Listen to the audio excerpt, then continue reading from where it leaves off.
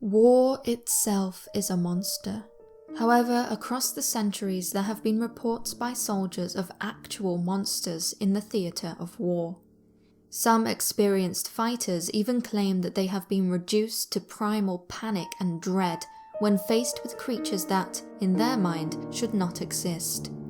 According to the following accounts, it seems that soldiers deployed on the battlefield may just have more to fear than simply the human enemy.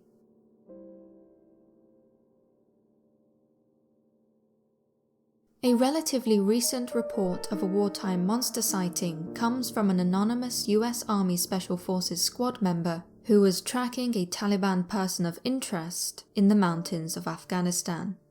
The squad's objective at the time was to observe a village for several days, in the hopes of witnessing suspicious activity or persons, which was hoped would inform and lead to a successful raid.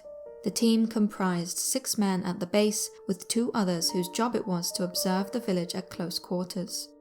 Over the course of a few days, suspicious activity was indeed witnessed by the squad, just not the sort they were expecting. Almost immediately, the team experienced technical problems. They had trouble maintaining radio contact due to static. Believing the magnetic content of the rocks to be the issue, the eyewitness describes leaving the squad's base with some of the other men to reposition the SATCOM in an attempt to get a better signal. It was around dusk at the time.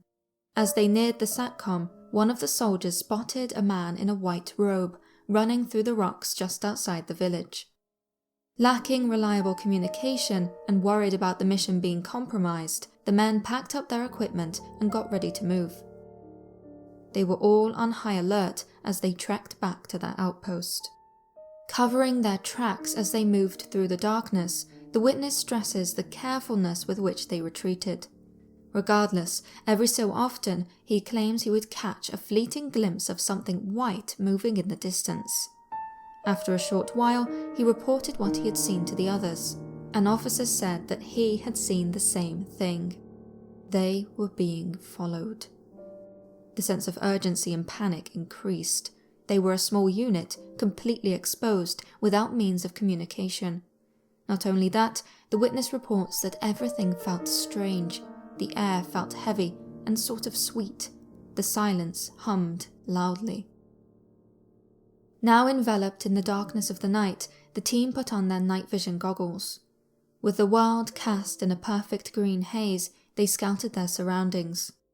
The men could see nothing and no one moving behind them. However, the danger of the night was far from concluded. What the witness describes as having happened next is chilling. Hallucinations happen, but what happened was beyond comprehension. First we heard a sound like a huge airplane taking off, a loud, low buzz that slowly increased in pitch. We had to yell over comms to hear each other. Everywhere I looked, I kept seeing what looked like glowing eyes staring back at me, but once I would center my focus on where I saw them, they would disappear. We were panicked. Everyone was holding their rifles at the high ready. We were expecting some kind of ambush attack. Then it all stopped. Everything got dark. The only thing I could hear was my breath and the blood pumping in my head. We stopped, dug into the side of the mountain, and performed stop, look, listen, smell for about 10 minutes. Nothing, not even bugs. The air and the land were silent. The team was thoroughly spooked and overcome with fatigue, and eager to get back to the camp. However, they were very aware that something waited in the darkness for them, something which, very possibly, had intentions to harm them. They moved quickly through the scrub until they were met by the sight of a man dressed in light-coloured robes. The man was slowly making his way towards them. According to the witness, the way he moved was unnatural. He seemed to pass through any and all obstacles in his way as though they were made of air. In the eyewitness's own words, he seemed to melt over and around the rocks. Through the night vision goggles, his eyes glowed. I scoped up on him and saw that he was looking directly at me. It was pitch black, There is no way he could have seen us from that distance without any kind of night optics. Suddenly, he stopped. He picked up one of his limbs and held it in the air, almost like he was waving at me. Then the arm melted back into his form, like it wasn't an arm at all, but some kind of extendable proboscis that was meant to look like an arm from a distance. I was about to ask the guys if they could see him when he suddenly disappeared. After he disappeared, the team, shaken and weary beyond words, were finally able to make their way back to base. In the distance, they saw lights flickering near the village. They all but forgot about both this and the strange otherworldly man until a few days later. According to the witness, on that very night, the village they had been observing was raided. However, it was not the raid they had been working to inform. As he describes, apparently the team that moved into the village found it completely abandoned. They also found several men in the area where I had seen the lights that night. The corpses had been ripped to shreds, and based on the sheer amount of blood, the general consensus was that there were more men that were killed there than just the bodies that were found. It went in the official records as a successful raid, with several enemies killed in action. Unofficially, no one has any idea what killed them. All I know is, whatever it was, it chose those men, and not us. Whatever the men saw that night, and whatever happened to the village, remains unknown.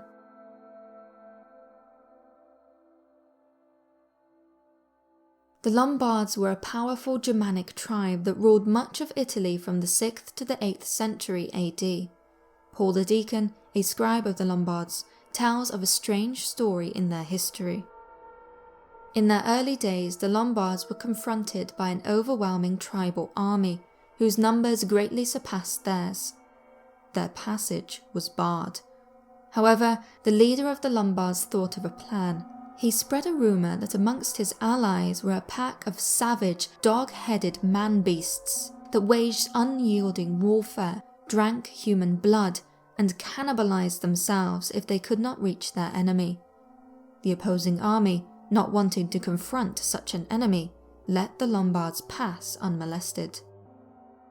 With our modern sensibilities, most of us would look back upon these tribal peoples as being foolish for believing such a seemingly obvious lie.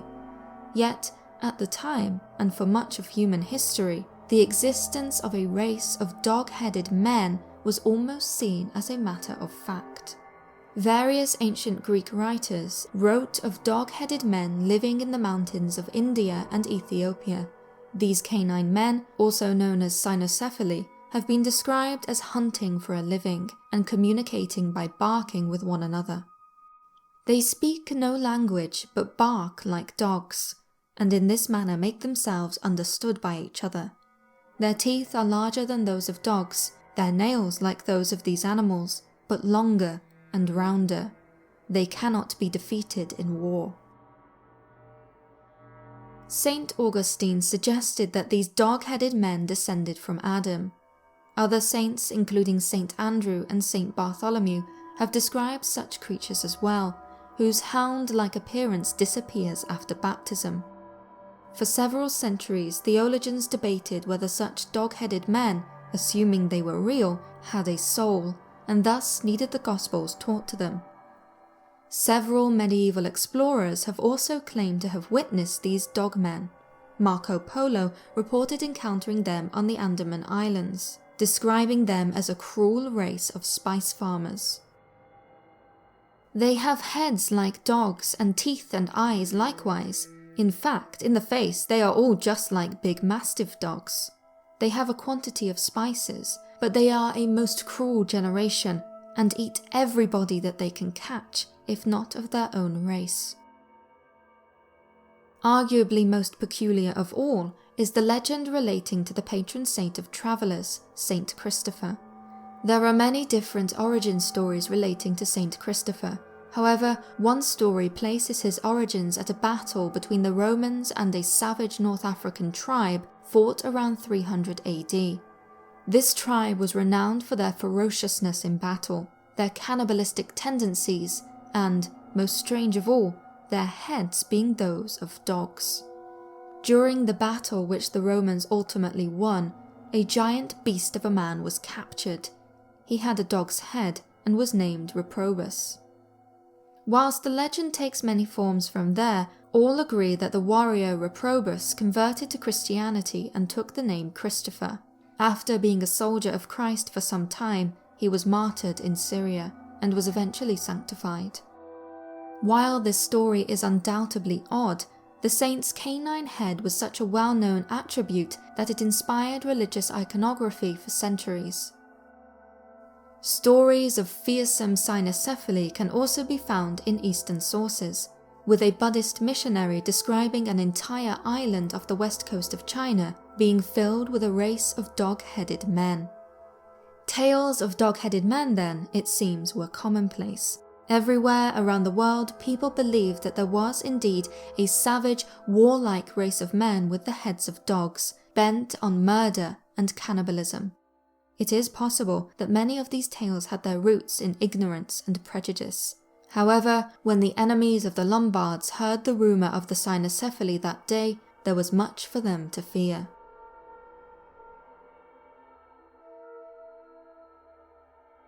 The Battle of Chickamauga, which was fought on the 19th and 20th of September 1863 near Snodgrass Hill on the Tennessee-Georgia border, was one of the bloodiest battles of the American Civil War, second only to the Battle of Gettysburg in regards to number of casualties. Indeed, it is said that so much blood was spilled on the battlefield that a creature of great malice was drawn to the devastation. A beast with green, glowing eyes is claimed to have haunted the land long before the arrival of the Civil War. After the Battle of Chickamauga, some reported seeing such a creature moving among the corpses near Snodgrass Hill. Such reports allegedly described the monster as being human-like, with eerie, green eyes and a huge deformed jaw from which terrifying fangs protruded. In the centuries after the Civil War, visitors and rangers at the Chickamauga National Park have reported encounters with the same green-eyed creature. Some say that the entity is a ghost of a long-dead warrior. Others say that it is something else, something inhuman. Whatever the truth of the matter, the creature is known by those who report encountering it simply as Old Green Eyes. In the 1970s, two different and unrelated people had accidents near the same location in the park, having driven their cars off the road, wrecking them after seeing a pair of glowing eyes. However, one of the most notable encounters involved Edward Tinney, a park ranger. Speaking during an interview in 1981, he explained how he was walking through the park at around 4 a.m. sometime in 1976, when an inexplicable chill rushed over his body. The very next moment, he watched as a green-eyed being stepped out of the darkness. In his own words, "When it passed me, I could see his hair was long like a woman's. The eyes, I'll never forget those eyes. They were glaring, almost greenish-orange in colour, flashing like some sort of wild animal. The teeth were long and pointed like fangs. I didn't know whether to run or scream or what. Then the headlights of an approaching car came blazing through the fog, and the thing disappeared right in front of me." Unfortunately, like so many sightings of unknown creatures in wartime, the original accounts of Old Green Eyes have become obscure and largely forgotten, lost to the tides of time.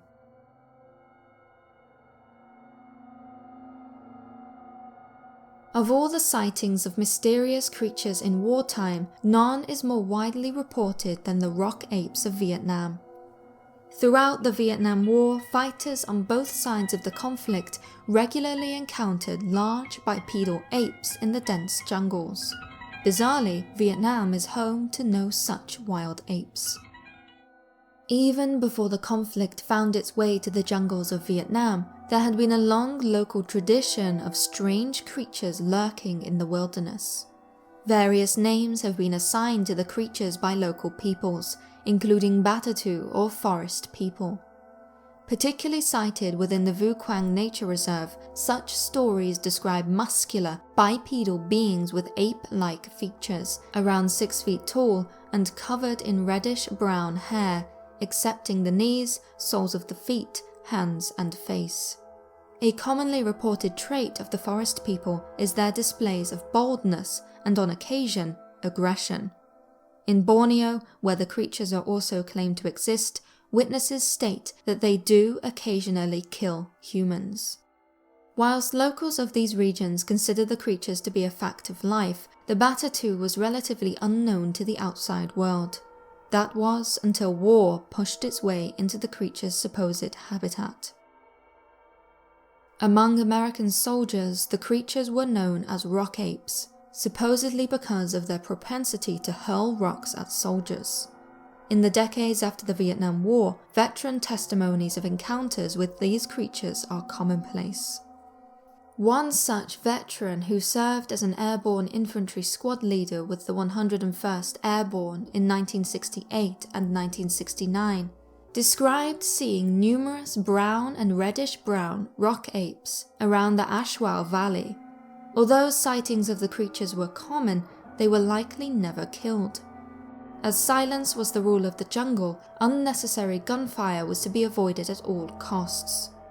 According to the eyewitness, the higher echelons of command wanted confirmed body counts and not mysterious creature sightings. As such, many rock ape sightings were unreported at the time. Another testimony comes from Michael Kelly, who served from 1969 to 1970. In the year 2000, he described how 8 rock apes surprised a squadron of his platoon, resulting in open fire being launched at the creatures. At first, believing the mysterious apes to be the enemy, being the correct height, they looked very much like soldiers in khaki. The firing had been non-stop as the creatures hurled themselves through the trees. In Kelly's own words, all except one was light brown to reddish brown in colour and about 3.5 to 4 feet tall. One dark, almost black male remained fighting to protect the other's retreat, and he was flying through the branches and rushing the men with his teeth bared. Despite the large amount of gunfire, when Kelly searched the site, he could not find a single drop of blood. With such a multitude of spectacular reports, one cannot help but wonder just what the rock apes were, and if they are still around today. Over the years, a wide variety of unconvincing theories have been proposed, from the widespread use of highly hallucinogenic drugs like LSD by soldiers, to mass confusion of the mysterious 6-foot-tall bipedal so-called rock apes with Vietnam's largest native primate species, the critically endangered 3-foot-long Tokin snub-nosed monkey. It seems that, for now at least, the answer to this mystery will remain hidden deep within the dense jungles of Vietnam.